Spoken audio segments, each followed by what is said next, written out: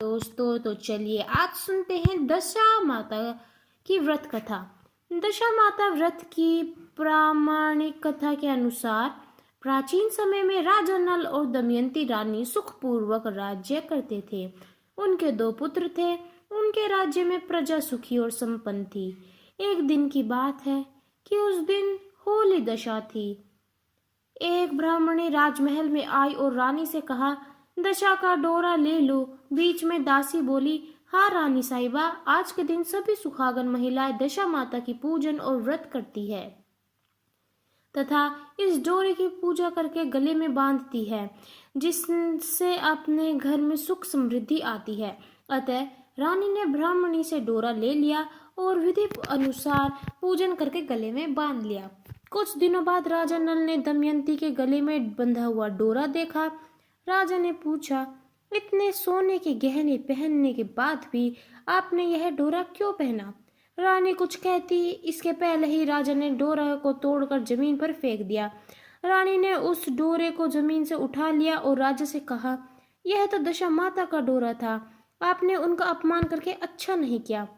जब रात्रि में राजा सो रहे थे, तब दशा माता स्वप्न में बुढ़िया के रूप में आई और राजा से कहा, हे राजा, तेरी अच्छी दशा जा रही है और बुरी दशा आ रही है। तूने मेरा अपमान करके अच्छा नहीं किया। ऐसा कहकर वह बुढ़िया, जो दशा माता थी, अंतर्ध्यान हो गई। अब जैसे तैसे दिन बीतते गए, वैसे वैसे कुछ ही दिनों में राजा के ठाट बाट, हाथी घोड़े, लाव लश्कर, धन धान्य, सुख शांति सब कुछ नष्ट होने लगे। अब तो भूखे मरने तक का समय आ गया। एक दिन राजा ने दमयंती से कहा, तुम अपने बच्चों को लेकर अपने मायके चली जाओ।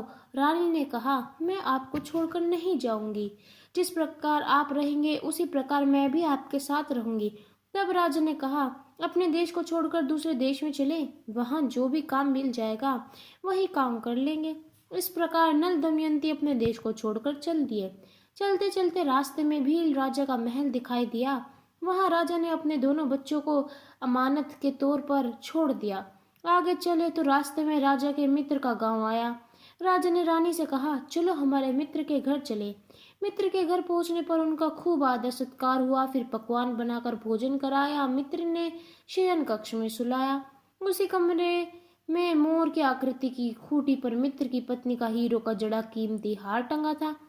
मध्य रात्रि में रानी की नींद खुली तो उन्होंने देखा कि वह बेजान खूंटी हार को निगल रही है।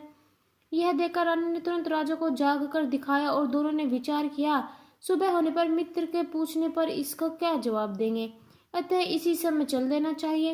राजा रानी दोनों रात्रि को ही वहां से चल दिए।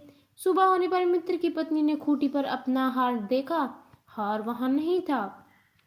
तब उसने अपने पति से कहा, तुम्हारे मित्र कैसे हैं जो मेरा हार चुरा कर रात्रि में ही भाग गए हैं? मित्र ने अपनी पत्नी को समझाया कि मेरा मित्र कदापि ऐसा नहीं कर सकता, धीरज रखो। कृपया उसे चोर आने के चलने पर राजा की बहन का गांव आया। राजा ने बहन के घर पर खबर पूछवाई कि तुम्हारे भाई भौजाई आए हुए हैं। उसे खबर देने वाले से बहन ने पूछा, उनके हाल चाल कैसे हैं? वह बोला, दोनों अकेले हैं, पैदल ही आए हैं तथा वे दुख हाल में हैं। इतनी बात सुनकर बहन थाली में कंदा रोटी देखकर भैया भाभी से मिलने आई।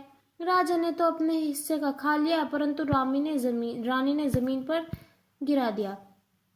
चलते चलते एक नदी मिली। राजा ने मछलियां निकालकर रानी से कहा, तुम इन मछलियों को भूंजो, मैं गांव से परोसा लेकर आता हूँ। गांव का नगर सेठ सभी लोगों को भोजन करा रहा था। राजा गांव में आया और परोसा देकर वहां से चला तो रास्ते में चील ने झपट्टा मारा, सारा भोजन गिर गया। राजा ने सोचा कि रानी विचार करेगी, राजा तो भोजन करके आ गया और मेरे लिए कुछ भी न लाया। उधर रानी मछलियां भूंजने लगी तो दुर्भाग्य से मछलियां जीवित होकर नदी में चली गई। रानी उदास होकर सोचने लगी, राजा पूछेंगे तो सोचेंगे कि सारी मछलियां खुद ही खा गई। जब राजा आया तो मन ही मन समझ गए और वहां से आगे चल दिए। चलते चलते रानी के मायके का गांव आया। राजा ने कहा, तुम अपने मायके चली जाओ, वहां दासी का कोई भी काम कर लेना। मैं इसी गांव में कहीं नौकर हो जाऊंगा।